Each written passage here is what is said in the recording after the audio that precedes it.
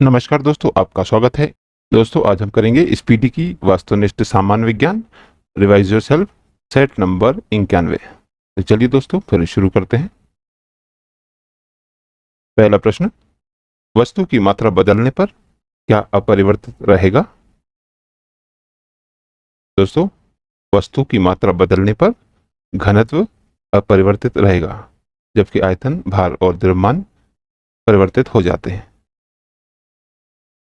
अगला प्रश्न, प्रश्न नंबर 2, सरल लोलक की लंबाई यदि 4% बढ़ा दी जाए तो उसका आवर्तकाल कैसा रहेगा? दोस्तों, यदि सरल लोलक की लंबाई 4% बढ़ा दी जाए तो उसका आवर्तकाल 2% बढ़ जाएगा। अगला प्रश्न, प्रश्न नंबर 3, जब कोई वस्तु ऊपर से गिराई जाती है तो उसका भार कैसा रहता है?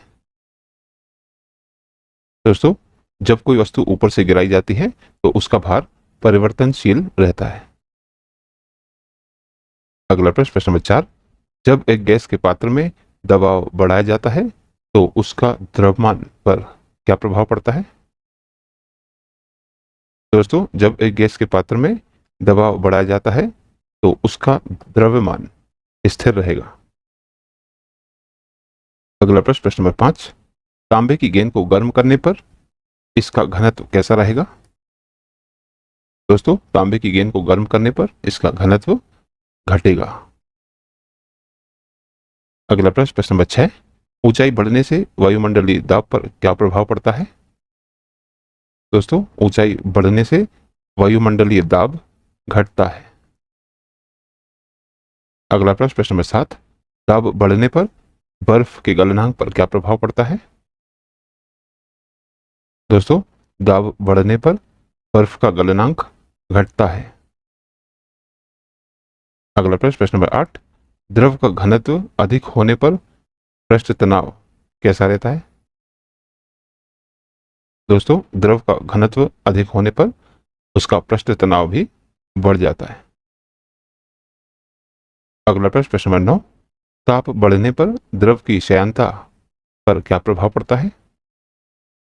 दोस्तों, ताप बढ़ने पर द्रव की श्यानता घटती है।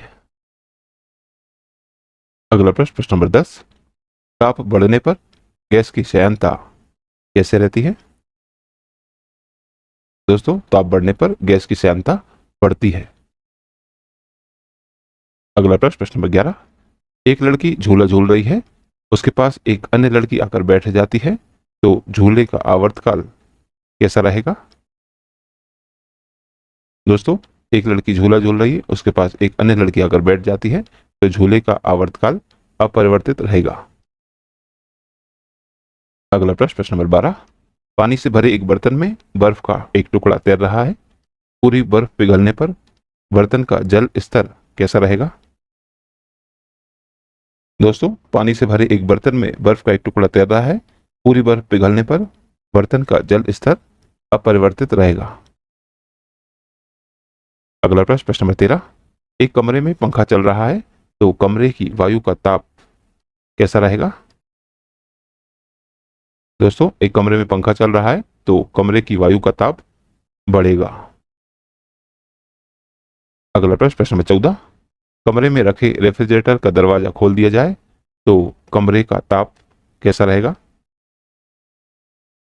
दोस्तों, यदि कमरे में रखे रेफ्रिजरेटर का दरवाजा खोल दिया जाए तो कमरे का तापमान बढ़ जाएगा। अगला प्रश्न, प्रश्न नंबर 15, किसी चुंबक को गर्म करने पर उसके चुंबकत्व पर क्या प्रभाव पड़ता है? दोस्तों, किसी चुंबक को गर्म करने पर उसका चुंबकत्व नष्ट हो जाता है। अगला प्रश्न, प्रश्न नंबर 16, अर्धचालक में ताप बढ़ाने पर उसके प्रतिरोध पर क्या प्रभाव पड़ता है? दोस्तों, अर्धचालक में ताप बढ़ाने पर उसका प्रतिरोध घटता है। अगला प्रश्न, प्रश्न नंबर 17, जब किसी वस्तु को धनावेशित किया जाता है तो क्या होता है? दोस्तों, जब किसी वस्तु को धनावेशित किया जाता है तो वह इलेक्ट्रॉन खोता है। अगला प्रश्न, प्रश्न नंबर 18, जल में गैसों की विलेयता ताप बढ़ने से कैसी रहेगी? दोस्तों जल में गैसों की विलेयता ताप बढ़ने से घटती है। अगला प्रश्न नंबर 19, पृथ्वी तल से ऊपर या नीचे जाने पर गुरुत्वीय त्वरण के मान पर क्या प्रभाव पड़ता है? दोस्तों पृथ्वी तल से ऊपर या नीचे जाने पर गुरुत्वीय त्वरण का मान घटता जाता है। अगला प्रश्न नंबर 20, यदि दूध से क्रीम को अलग कर लिया जाए तो दूध का घनत्व कैसा रहेगा? दोस्तों यदि दूध से क्रीम को अलग कर लिया जाए तो दूध का घनत्व बढ़ जाता है। अगला प्रश्न नंबर 21, जब बर्फ पिघलती है तो उसका आयतन कैसा रहेगा? दोस्तों जब बर्फ पिघलती है तो उसका आयतन घटता है। अगला प्रश्न नंबर 22, यदि वस्तु की चाल आधी कर दी जाए तो गतिज ऊर्जा कितनी रह जाती है? दोस्तों यदि वस्तु की चाल आधी कर दी जाए तो गतिज ऊर्जा 1/4 रह जाती है। अगला प्रश्न नंबर 23, झरने में जब जल ऊंचाई से गिरता है तो उसका तापमान कैसा रहता है? दोस्तों झरने में जब जल ऊंचाई से गिरता है तो जल का तापमान बढ़ जाता है। अगला प्रश्न नंबर 24, किसी पेंडुलम की लंबाई दोगुनी कर देने पर उसका आवर्तकाल कितना हो जाएगा? दोस्तों किसी पेंडुलम की लंबाई दोगुनी कर देने पर उसका आवर्तकाल √2 गुणा बढ़ जाएगा। अगला प्रश्न नंबर 25, पत्थरों से भरी कोई नाव नदी में तैर रही है, यदि सारे पत्थर नदी में गिरा दिए जाएं तो पानी का तल कैसा रहेगा? दोस्तों पत्थरों से भरी कोई नाव नदी में तैर रही है, यदि सारे पत्थर नदी में गिरा दिए जाएं तो पानी का तल वही रहेगा। अगला प्रश्न नंबर 26, यदि पृथ्वी पर वायुमंडल न होता तो दिन की अवधि कितनी होती? दोस्तों यदि पृथ्वी पर वायुमंडल न होता तो दिन की अवधि कम होती। अगला प्रश्न नंबर 27, स्वतंत्रता पूर्वक गिरती हुई वस्तु की कुल ऊर्जा कैसी रहती है? दोस्तों स्वतंत्रता पूर्वक गिरती हुई वस्तु की कुल ऊर्जा नियत रहती है। अगला प्रश्न नंबर 28, जब कांच की छड़ को रेशम से रगड़ा जाता है तो छड़ पर क्या प्रभाव पड़ता है? दोस्तों जब कांच की छड़ को रेशम से रगड़ा जाता है तो छड़ धनावेशित हो जाती है। अगला प्रश्न नंबर 29, यदि किसी साबुन के बुलबुले को आवेशित किया जाए तो इसका आकार कैसा रहेगा? दोस्तों यदि किसी साबुन के बुलबुले को आवेशित किया जाए तो इसका आकार बढ़ता है। अगला प्रश्न नंबर 30, ताप बढ़ाने पर सिलिकॉन का प्रतिरोध कैसा रहेगा? दोस्तों ताप बढ़ाने पर सिलिकॉन का प्रतिरोध घट जाता है। अगला प्रश्न नंबर 31, भूमध्य रेखा से ध्रुवों की ओर जाने पर गुरुत्वीय त्वरण के मान पर क्या प्रभाव पड़ता है?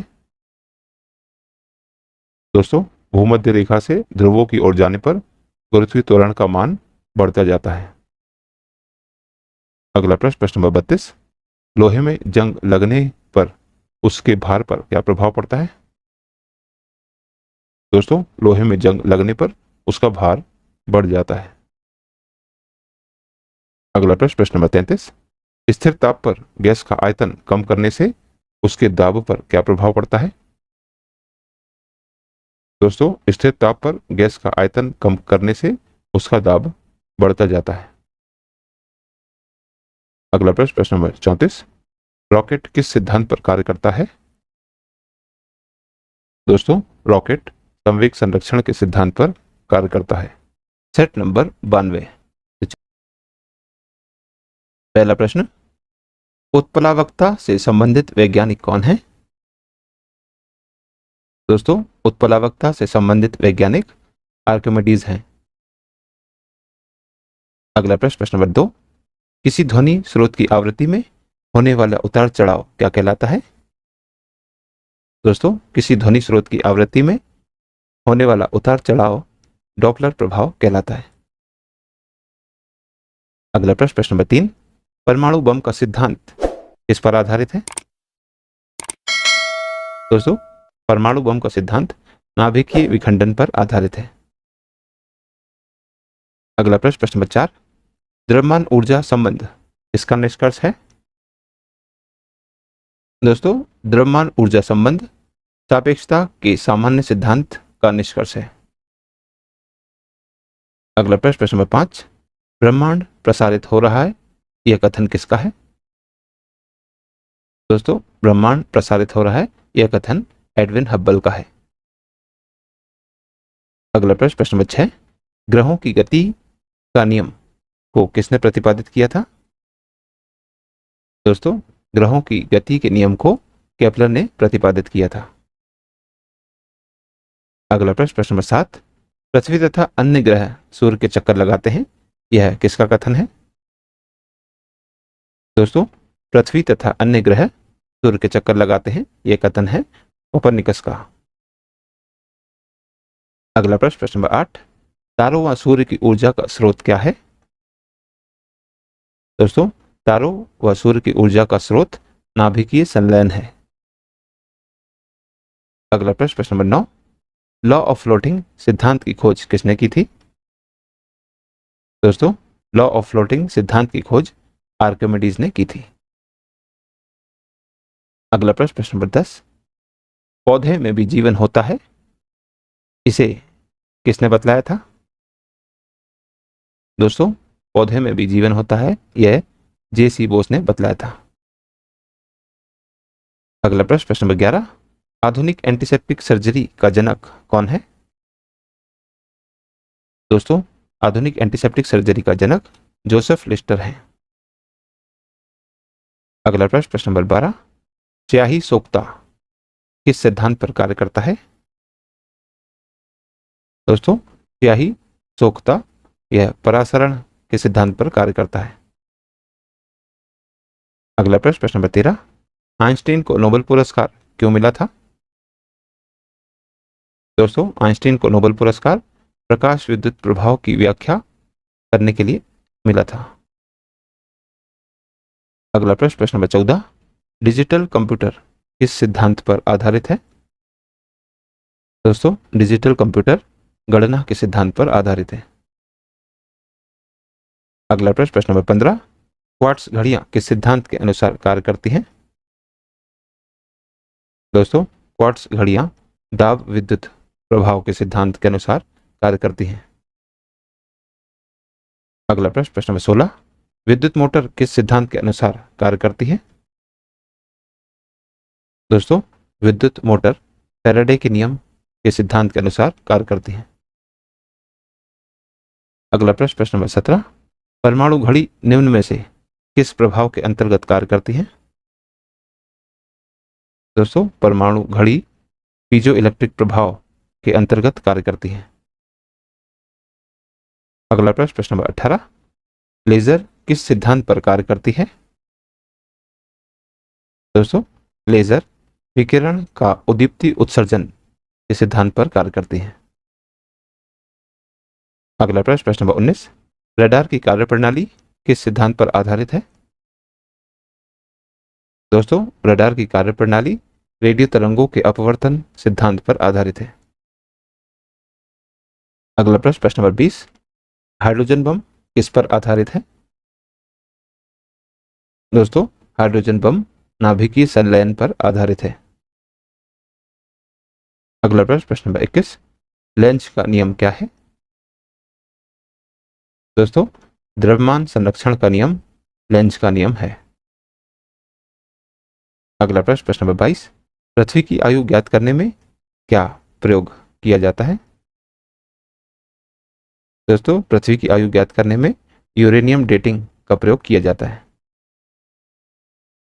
अगला प्रश्न, प्रश्न नंबर 23, जीवाश्मों व पेड़ पौधों की आयु ज्ञात करने में क्या प्रयोग की जाती है? दोस्तों, जीवाश्मों व पेड़ पौधों की आयु ज्ञात करने में कार्बन डेटिंग प्रयोग की जाती है। अगला प्रश्न, प्रश्न नंबर 24, स्टोक्स का नियम इससे संबंधित है? दोस्तों, स्टोक्स का नियम द्रव में गिरती हुई गोली से संबंधित है। अगला प्रश्न, प्रश्न नंबर 25, किसी चालक के सिरों के बीच विभव अंतर उसमें बहने वाली धारा के समानुपाती होता है, यह किसका नियम है? दोस्तों, किसी चालक के सिरों के बीच विभव अंतर उसमें बहने वाली धारा के समानुपाती होता है, यह ओम का नियम है। अगला प्रश्न, प्रश्न नंबर 26, सल्फाइड अयस्कों के सांद्रण की विधि क्या है? दोस्तों, फैन प्लवन विधि सल्फाइड अयस्कों के सांद्रण की विधि है। अगला प्रश्न, प्रश्न नंबर 27, अयस्क से चुंबकीय अशुद्धियों को दूर करने के लिए प्रयुक्त की जाने वाली विधि कौन सी है? दोस्तों, अयस्क से चुंबकीय अशुद्धियों को दूर करने के लिए प्रयुक्त की जाने वाली विधि चुंबकीय पृथक्करण विधि है। अगला प्रश्न, प्रश्न नंबर 28, प्राकृतिक वर्ण सिद्धांत का प्रतिपादन किसने किया था? दोस्तों, प्राकृतिक वर्ण सिद्धांत का प्रतिपादन डार्विन ने किया था। अगला प्रश्न, प्रश्न नंबर 29, जीव द्रव जीवन का भौतिक आधार है, यह मत किसने दिया था? दोस्तों, जीव द्रव जीवन का भौतिक आधार है, यह मत हक्सले ने दिया था। अगला प्रश्न, प्रश्न नंबर 30, उत्परिवर्तन का सिद्धांत किसने दिया था?